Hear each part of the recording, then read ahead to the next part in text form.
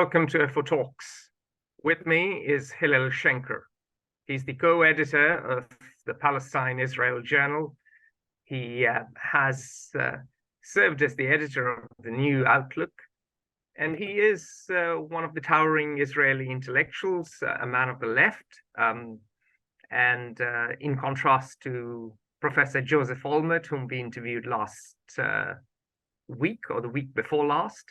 And Hillel is in Tel Aviv. Welcome, Hillel. Yes, I'm glad to be here, and I hope that our discussion will not be interrupted by an air raid siren, because we do get one or two on the average every day, and so that might happen.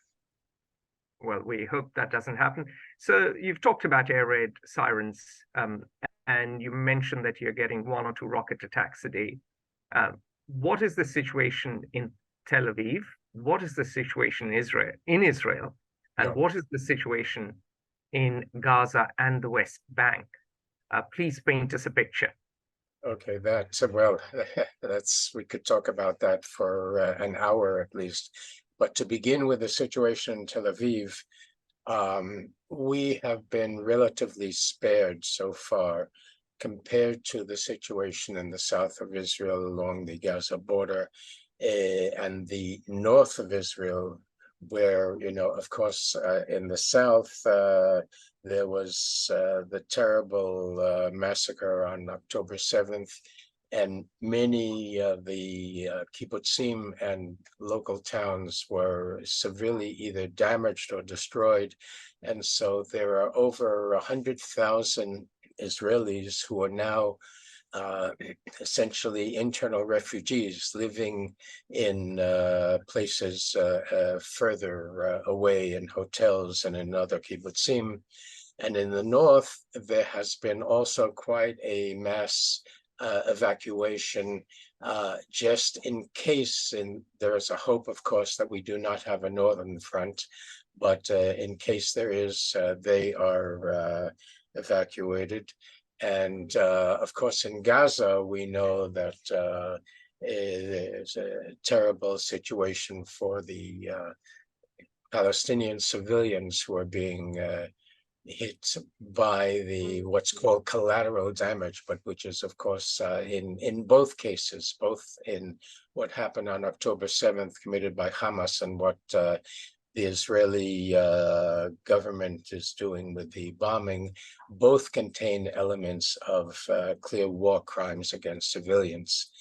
To talk about Tel Aviv, we are relatively fortunate that the Hamas rockets don't really endanger us. They send an average of one or two every day in our direction, and almost all of them are intercepted by the Iron Dome. I mean, to my knowledge, 4 rockets have hit actually Tel Aviv in the past 3 weeks and have not been intercepted.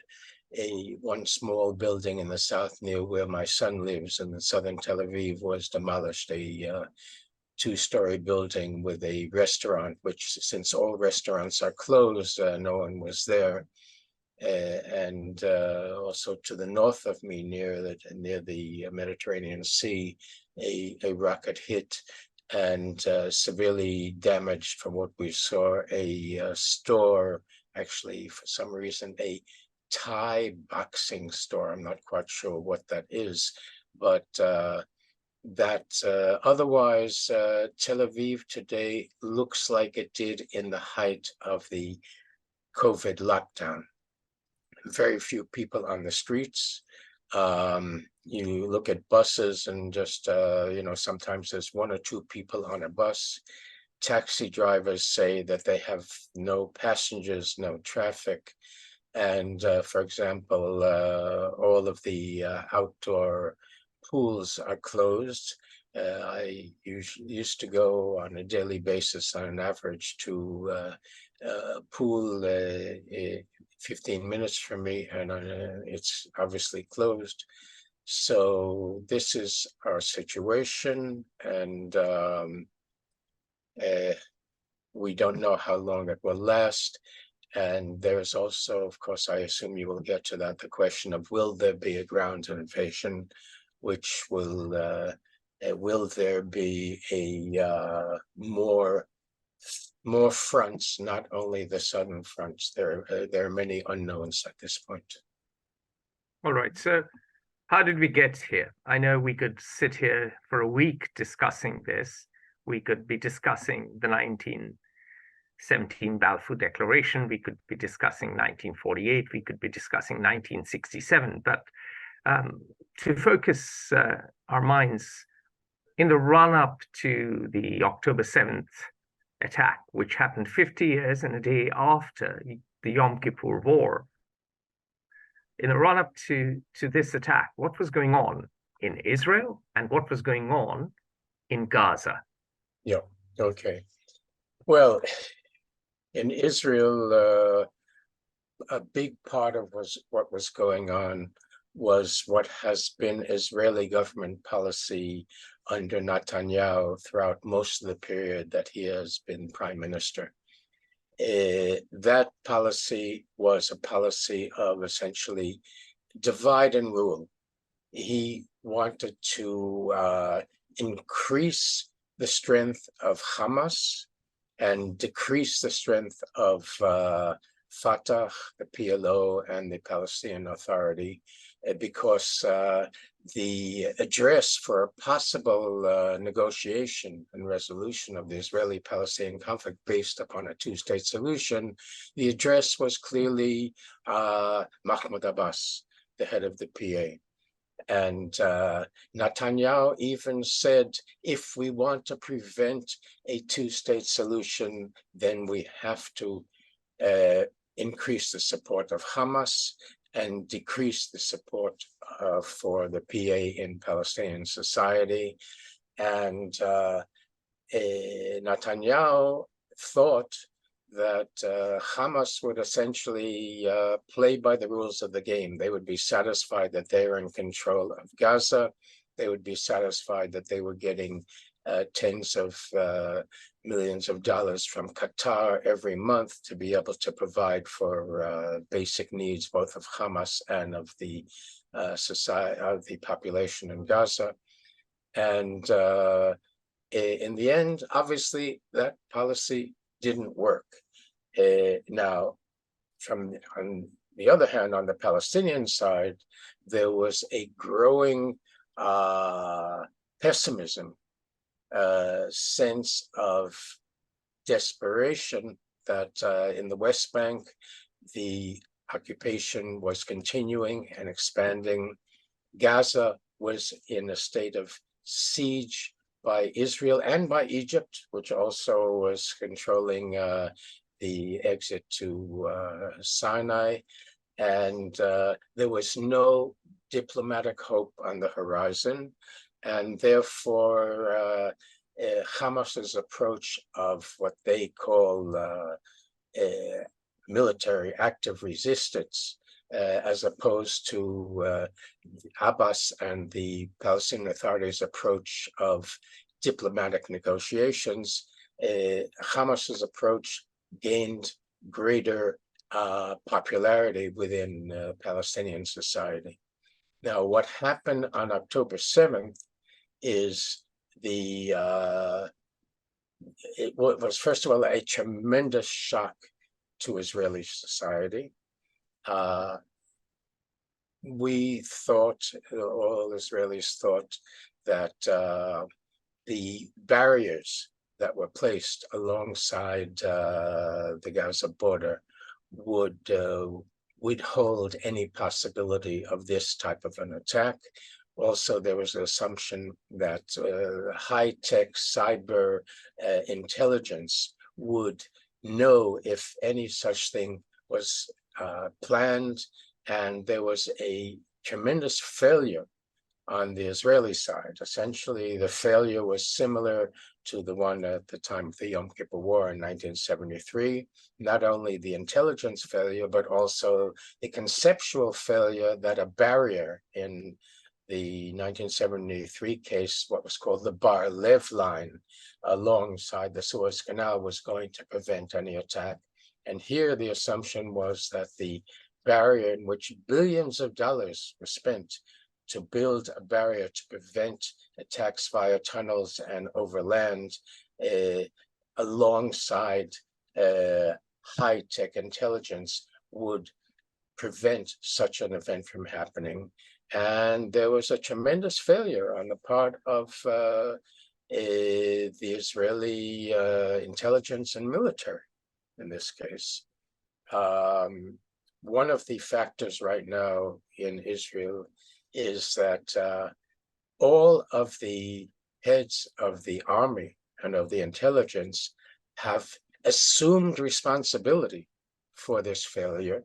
And the one person who has not assumed any sense of responsibility is Prime Minister Netanyahu. He is incapable of admitting responsibility or failure, and perhaps similar to other populist, semi-authoritarian leaders that we see around the world. The United States had an example from 2016 to 2020, and I hope that it will not be repeated in 2024. But this is the reality that we have here. And I would have preferred if Netanyahu and his government would have simply resigned. However, it was highly unlikely in the midst of a war that there would be such a resignation. And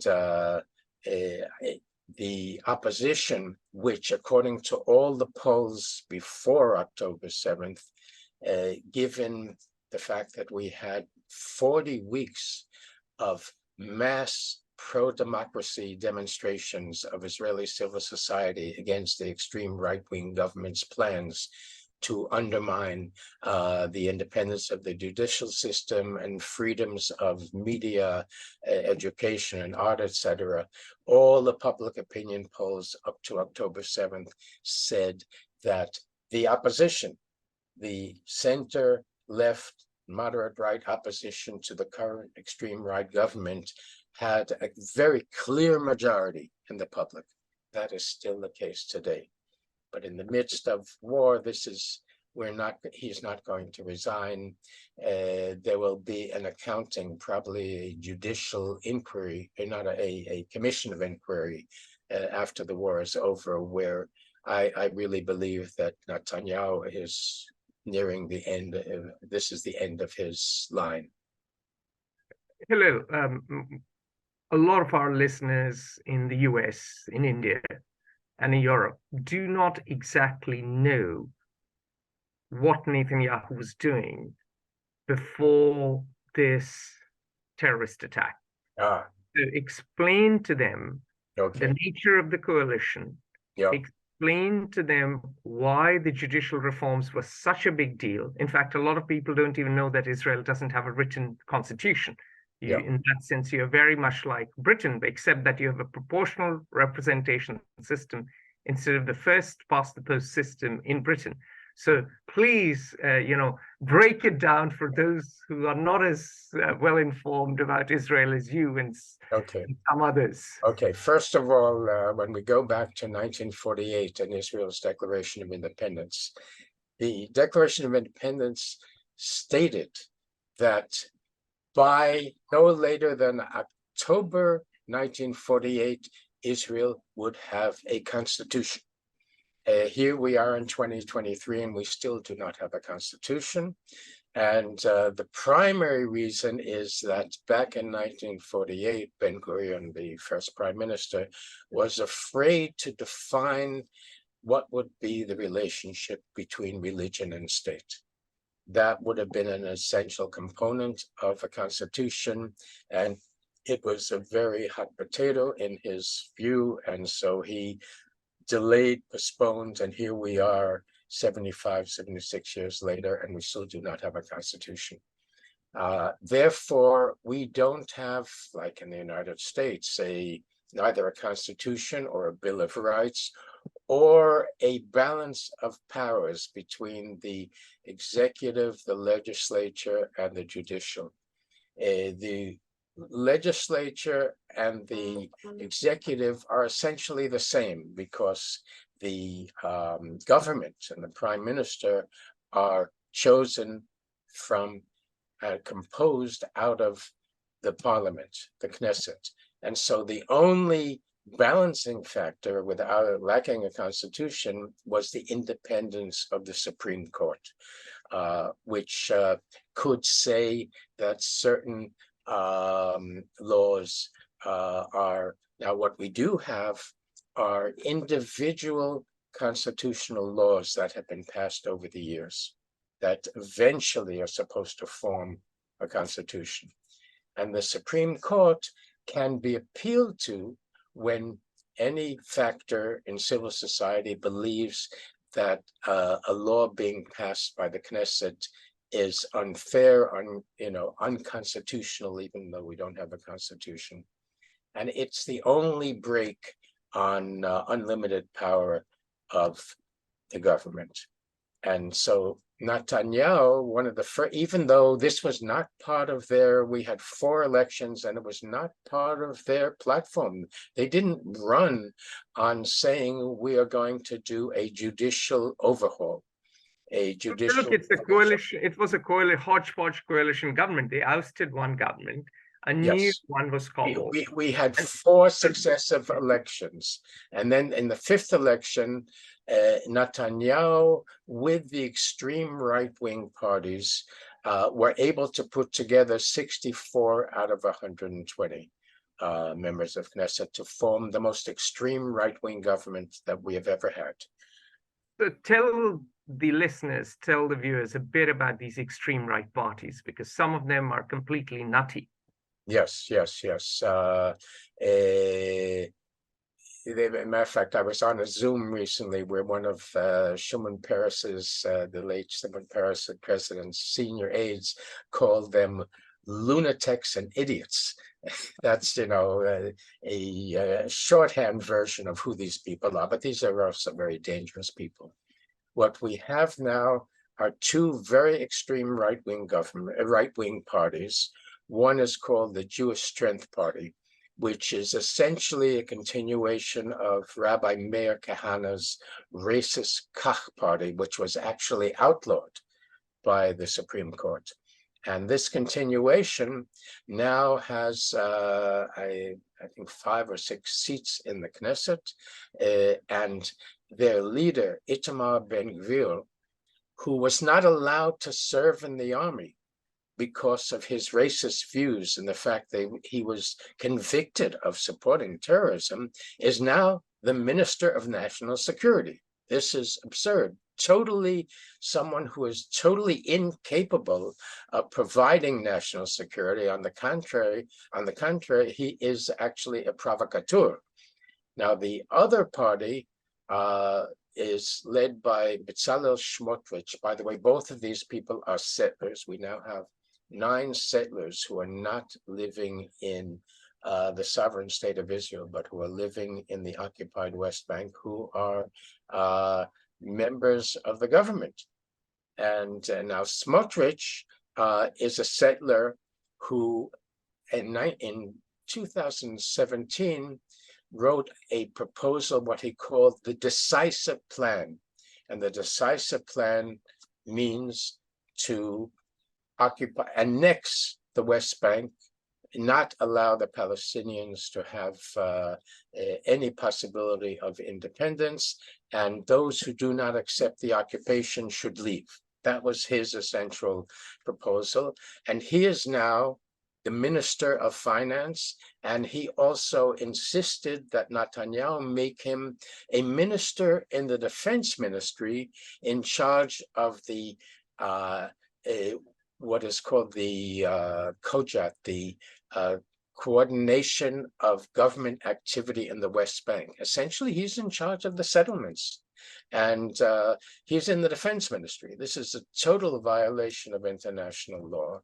And then you have the other factor, which has become more and more extreme, are the ultra-Orthodox, who the two largest settlements today in the West Bank are Modi'in Elite and Beitar Elite, each with 50, 60,000 settlers close to the Green Line. And they have become also more and more supportive of annexation and opposed to Palestinian rights. This is the first time, essentially, that Netanyahu ever had a government in which there was no moderating central party or even left party, because the Labour also was, Barak was once in his government. So this is a very dangerous government. And also many of the Likud members, the Likud, Netanyahu's party, was once a right-wing but liberal party. There's hardly anybody in the party left who is now still really a liberal, believing in the rule of law. For example, former President Rivlin, he did believe in annexation, but annexation with full equal rights for all of the Palestinians. There's hardly anybody in the Likud today who believes that. So we have a situation where we have the most extreme government that we've ever had, although we should add that since the war began, Netanyahu did not resign, but he did bring in the centrist, right-centrist, more responsible party headed by two former IDF chiefs of staff, Benny Gantz and Gadi Eisenkot. And I'm glad that they're there, because at least there are some people with some degree of seriousness and responsibility to perhaps balance out and create some level of check on Netanyahu. So my friends in the Israeli Defense Forces and even Israeli Defense Intelligence say off the record, certainly not on the record, that Netanyahu is a ditherer, he's incompetent, and he's corrupt. And part of the reason we are in a problem is a failure of leadership. Well, there's no question of failure of leadership. Look, if we compare him, for example, with Trump, he is far more intelligent, far more educated. He's a brilliant man. I've heard him speak. I've heard his interviews. Bibi is a brilliant man. There's no doubt about that. He went to MIT. He's quick, and he thinks clearly. And as finance minister, to give the devil his due, he did free up the economy, and he was responsible for some. Of course, some people may disagree with it, but some degree of Israeli success. So, especially in the entrepreneurial space. Yes, you know, we can give him that credit, and also the credit of his rhetorical abilities. He's really a brilliant speaker.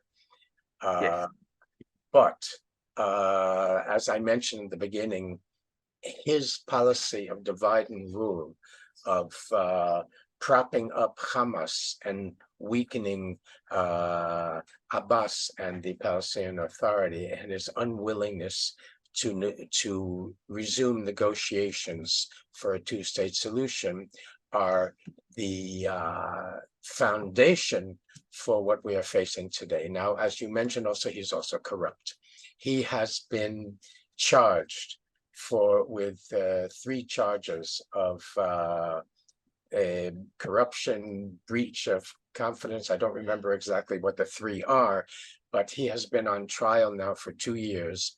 And one of the primary reasons why he wanted to undermine the judicial independence of the Supreme Court is because he is afraid of the verdict that will eventually come at the end of this trial, and he wants to neutralize the Supreme Court as a factor, and much of a fair amount, let us say, of everything that he has been doing in the past few years deals with trying to protect himself and give himself a not go into jail free card, because he's very afraid of ending up in prison. as one of his predecessors, Olmert, ended up serving in prison because of much less corruption than Netanyahu is actually accused of. Mm-hmm. So let's raise the issue of the West Bank as well. A lot of Palestinians point out that, look, before the terrorist strikes in the West Bank, the situation this year was pretty bad. There were lots of IDF operations. The IDF, in fact, was focused on West Bank because of the settlers. And part of the reason the attacks were so successful was Israeli incompetence and neglect of the southern border. What would you say to that?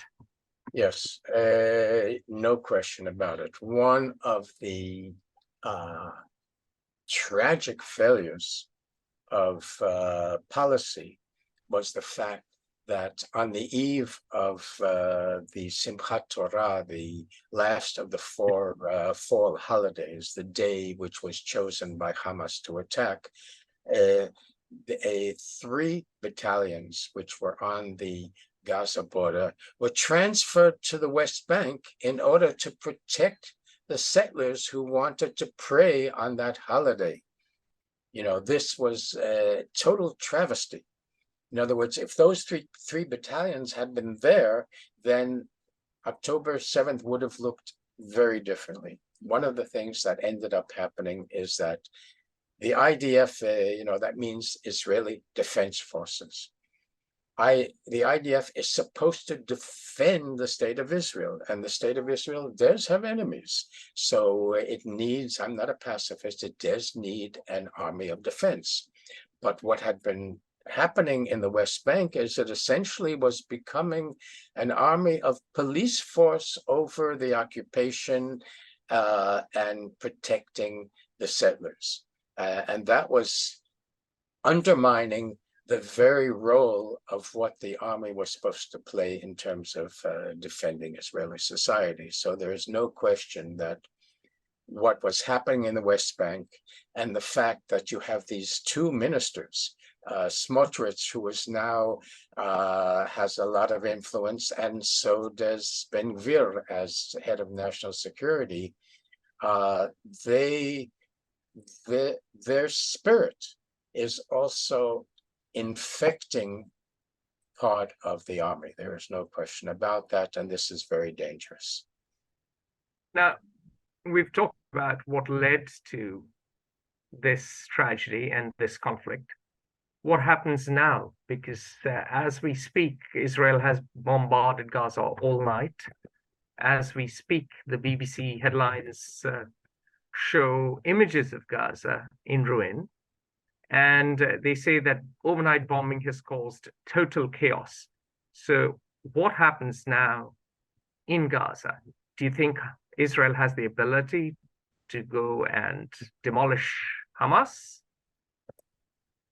Most estimations, expert security estimations that I'm familiar with, doubt that. They doubt that it is possible to totally destroy Hamas because they are not only do they have 30,000 military members, but they have been in control since 2007, essentially. And they are an idea, they are an ideology. It's hard to imagine that it is possible to totally eliminate them. I personally very much hope that there will not be a ground invasion. I think it would be a major mistake and would cost many Israeli and many more Palestinian lives. I don't think that's the way to go. And we can see that there is a certain amount of hesitation right now.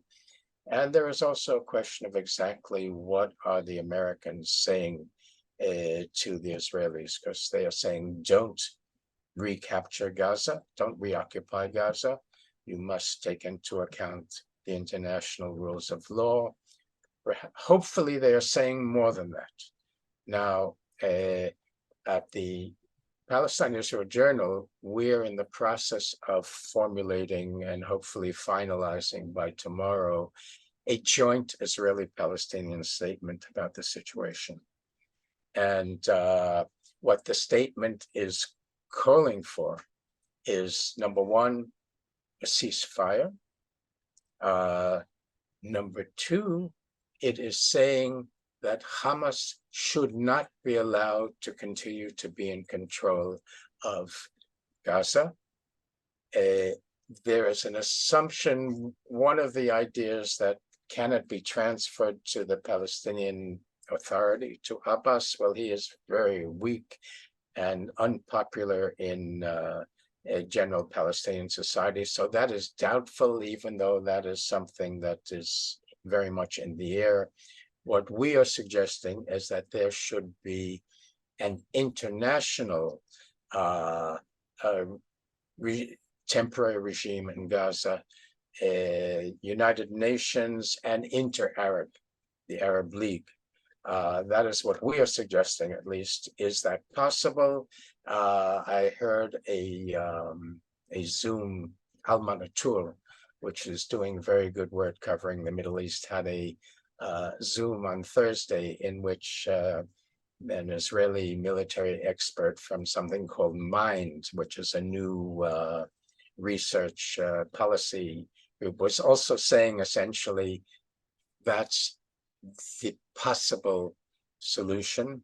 The question is if forces, if momentum can be built to enable that to be a solution. So which Arab organization do you suggest would have a role? The United Nations? No, the Arab organization would be the League of Arab States. Okay. If that's the institutional basis for such an activity, it may also be possibly a combination of specific Arab countries, obviously Egypt, perhaps Qatar, if they could work things out together, UAE, Saudi Arabia, etc., Jordan. But that's the institutional basis would be the League of Arab States, and they also known as the Arab League. Yeah, that's known as the Arab League. It's Yeah. the Arab League, and of course, we should all take into account the fact that in 2002, at their annual or or biannual meeting in Beirut, they resolved and declared what is called the Arab Peace Initiative. All 22 Arab states, which included, of course, also the PLO, all signed on to the idea of a complete Arab acceptance of Israel's right to exist, exchange of ambassadors, normal relations, based upon the fact that Israel would end the occupation, enable a Palestinian state in the West Bank, Gaza, and East Jerusalem to be established, and find an agreed upon solution for the Palestinian refugee problem. That's the official Arab League position. That should be the eventual basis for the resolution of the conflict.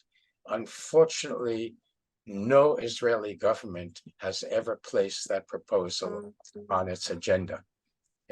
But this is something that, and here we need the international community. You mentioned at the beginning the Balfour Declaration, and then there was the 1947 Resolution 181, the partition plan. The international community has always been involved.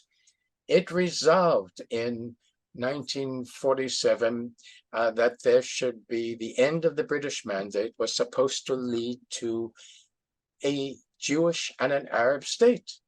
The Jewish state, the state of Israel, was established. The Arab state, which is now would be called the Palestinian state, was not established. That job has to be finished. And the international community has a responsibility and should assume responsibility for helping that to take place and ending this terrible mutual bloodletting. But the international community as of today doesn't really exist. There is a new Cold War between China and the US. The Russia-Ukraine war has divided Europe into two warring camps. And there's complete paralysis in the United Nations. The United Nations itself stands accused of corruption and dysfunction. We know all of that, but we also know that what we are calling the international community thought that it could ignore the Israeli-Palestinian conflict because of all of the things that you mentioned. And this terrible outburst of violence demonstrates to the international community that it can no longer, despite Russia, Ukraine, and the United States and China, and dysfunction, etc., it cannot ignore what is happening here, because its repercussions, if this gets worse, will be felt everywhere. And so therefore, I still would say that whatever is left of the international community has to find a way, and perhaps first and foremost the United States. The fact is that if we go back to the Yom Kippur War, and Israel-Egypt, I'm not sure if without Jimmy Carter, I'm not sure that we would have had an Israeli-Egyptian peace treaty. The fact is that America still can play much more of a role than it has played until now. Biden found it very convenient to not deal with the Middle East, and he had begun again to be drawn in discussions between Saudi Arabia, the United States, and Israel, and now must realize that you cannot just look at the Palestinian question as a side issue that can be ignored or just paid lip service to. We have to mobilize the effort on the part of many factors, and that includes us in Israel and also the Palestinians. Yeah. Mm-hmm. So now, you see, the challenge with geopolitics throughout the ages has been that whilst something or some issue may be of global benefit, there are others who enjoy special benefits if the problem persists. This war is very convenient for Russia. This war is very convenient for China. It means there's less pressure on South China Sea. It means that the US has to focus again on the Middle East. This means that Jake Sullivan, who barely a week before the attack said, well, the Middle East has never been more peaceful, the National Security Advisor, and so on and so forth, now are having to look at another front, so they are more dispersed. So in reality, we cannot expect the Chinese or the Russians to go against their motives. It's really Washington that has a say, as you pointed out. It's not the international community, let's be honest. It is the US. And first and foremost. Yeah, and so far, the US itself has a speaker who denies the validity of the 2020 elections. I think the U.S. right now doesn't even have a speaker, if I'm not mistaken. They do now. They do. Oh, they do. All right. And this chap is from the South, and he denies the legitimacy of the 2020 elections. Okay, but meanwhile, the Biden administration is still the administration, and that is true. And there is also more and more factors within the Democratic Party which are saying this cannot be ignored. So if, Russia and China cannot be relied upon, and the UN Security Council is neutralized and incapable of doing anything, so maybe the United States, the current administration, will have to, at least has the potential of being more proactive in trying to build a post-conflict stable reality in Israel-Palestine. So this is something that at least we Israelis who want to see a resolution of the conflict, who want to see an end to the occupation, Palestinians who want to see the same thing, our supporters around the world, it doesn't help to just say it's us or them, because that's not the answer. We have to move forward and find, first of all, end this fighting as soon as possible, and secondly, then to build a constructive as just and fair as possible post-conflict reality for the sake of both Israelis and Palestinians. And the way forward, you think, is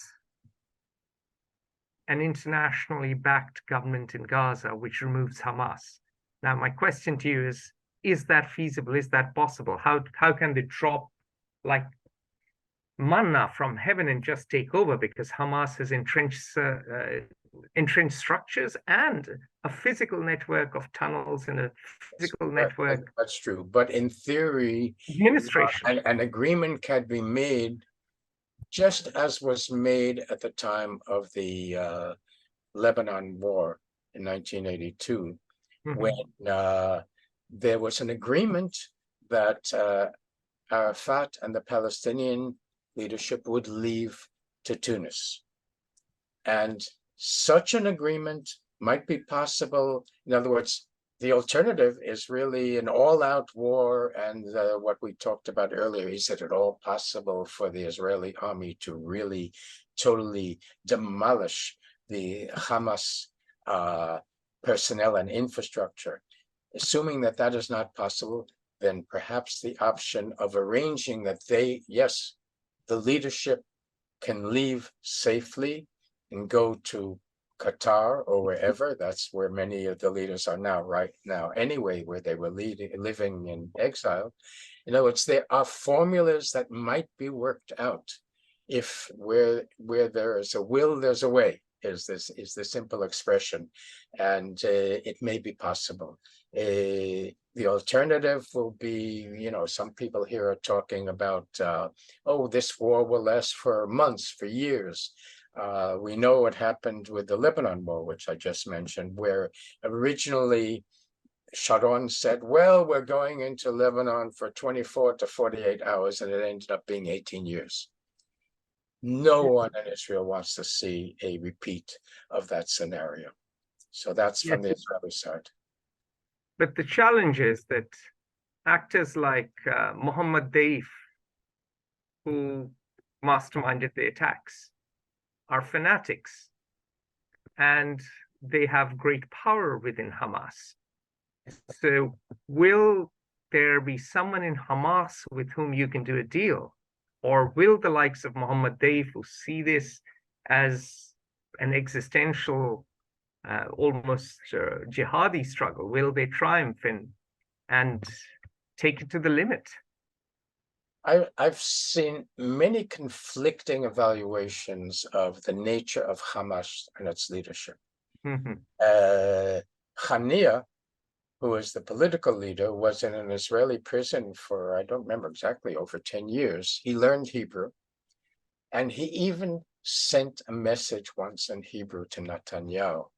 Not now, but then, in one of the previous governments. And he was interviewed by a foreign journalist in 2018, in which, at that time, he spoke about the idea of a hudna, of a long-term ceasefire understanding. There were many experts who were saying, we see that Hamas has moderated, revised its initial covenant. Its initial confidence was totally not only anti-Zionist, anti-Semitic, kill all the Jews, essentially. That's what the original covenant said. I don't remember in what year they did a revision which moderated it. In other words, and she said, the journalist who interviewed him, she just wrote an article in Yediot-Ahronot last week saying, I believe that he was being sincere at the time. In other words, there are these conflicting strains within Hamas, and his fanaticism. Well, maybe in the end he will be killed by the Israeli army. I don't know, but they are also going to have to make decisions. They didn't anticipate, apparently, that this is what would develop out of their attack on October 7th. And so they also, I am sure, are undergoing all sorts of soul searching and reevaluations. And we know, for example, in 2006, 2007, Nasrallah, the head of Hezbollah in Lebanon, said after the Second Lebanon War, if I had realized what the repercussions were of what I initiated when we captured a few Israeli soldiers, I would not have done it. And so the question is, what is going on within Hamas as well? We don't know, but I'm sure there is some sort of deliberation, soul searching among them and also their supporters. Iran has sent, we haven't mentioned Iran at all in this discussion, and Iran has made serious efforts to declare we weren't involved. This wasn't our plan. They did it without consulting us. Let us hope that that's the case. And nobody wants this to really end up becoming World War III, because that is one of the possibilities on the horizon. No, but it won't be World War III because the Russians and the Chinese won't wade in. So it'll be a regional war. Okay. If at all it becomes. So I think, talks about bubonic plague and the death of the firstborn and World War III are exaggerated. Having said that, it's still a tragedy. Yes. And it'll be a regional war. And since you talk about the specter of a regional war, what is the worst case scenario? What could happen? Could Lebanon blow up in flames? Hezbollah could wade in? Could Jordan have a revolution? Arab uprisings part 2? So paint us this worst case scenario. All of what you mentioned are possibilities. Lebanon right now is in a severe state of crisis and dysfunction. And one of the reasons probably restraining Hezbollah from getting directly involved is precisely that. What would be the further repercussions on Lebanon? But if Lebanon gets involved, and if there is a serious challenge to the Hashemite kingdom, the Hashemites in Jordan, and a mass Arab Spring, not for democracy, but against their leaders around the Arab world, this could lead to a terrible chain reaction, and with so many more so much more loss of life on all sides, which would be terrible, which is one of the reasons why I really hope that that these scenarios of this conflict lasting for months or years, I really hope that will be avoided, and that as many internal Israeli factors, Palestinian factors, inter-Arab factors, international and particularly American factors will be proactive to prevent that from happening and to end this round of fighting as soon as possible. And what is your hope? What is the positive scenario we can draw? The positive scenario is ending the fighting as soon as possible, enabling all the hostages who are hopefully alive. There are now apparently a little over 200 hostages, enabling them to be released, because this is what the average Israeli is saying is first priority. Just save the people who are there. There are people who say we're ready to exchange all of the Palestinian prisoners for the sake of that. So that's the first thing that has to be done. Secondly, the fighting should hopefully end as soon as possible with the beginnings of a post-conflict reality being built. That's what I would hope for and work for. And that, in your mind, is a state which is run both by the United Nations and the Arab League, with the international community in charge and Hamas out. Yeah, that would be the scenario that I would advocate, that we're advocating, and that I would hope all of the factors who would have to be involved would be ready to act on it. Well, excellent. We hope that Joe Biden and Jake Sullivan watch this video, and so does Antony Blinken, and take your suggestions on board, Hillel. And thank you very much for your time. It's always a pleasure talking to you, always an honor. And may you stay safe. I hope the rockets don't hurt anyone in Tel Aviv. And all the best, sir, with everything. Thank you. And I'm glad that our discussion was not interrupted by a rocket siren, which would have meant that I would have had to leave and go to our shelter. But it was a pleasure also to participate. And I hope that people out there will also hear and act on some of the ideas that I raised. Absolutely. As our Palestinian friends would say, inshallah. Yes, inshallah, definitely. Definitely. Yeah. All the best, sir. Okay, thank you. Bye for now. Yeah, bye. Join the conversation at Fair Observer and subscribe to our YouTube channel.